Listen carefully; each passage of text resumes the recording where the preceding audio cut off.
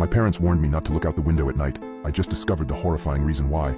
Ever since I was a baby, my parents always told me, don't look out the window at night. I always asked them why, but they would just shrug it off with a creepy smile. As I grew older, I stopped questioning it, but I just never could have guessed the horrifying secrets my parents were hiding. Everyone in my town also followed this weird tradition, so I thought it was normal. That was until I went to college and noticed that none of the other kids were like this. So during Christmas, when I went to my parents' house, I remember them telling me not to look out the window.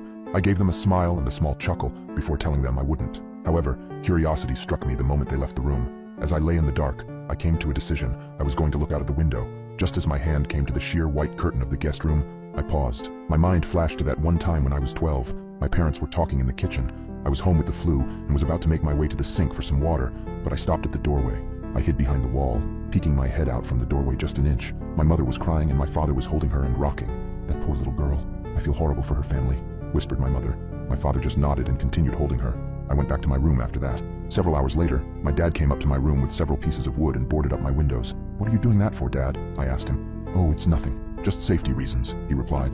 I learned at school the next day that a little girl was found dead the previous morning, the window broken and curtains torn. I snapped back to the present. My hand drew back from the curtain. I shook my head, cursing myself for being so weird. What was the worst that could happen? It was just a window, it couldn't hurt me, right? As I reached my hand out again, my instinct was telling me to stop.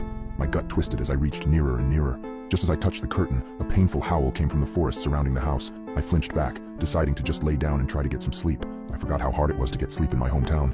Every night, coyotes howled for hours everywhere in town, or at least I thought they were just coyotes. The next night, I woke up in a cold sweat. I glanced over at the alarm clock next to my bed. It was midnight. I groaned and sat up in bed. A low growling sound from outside of my bedroom window.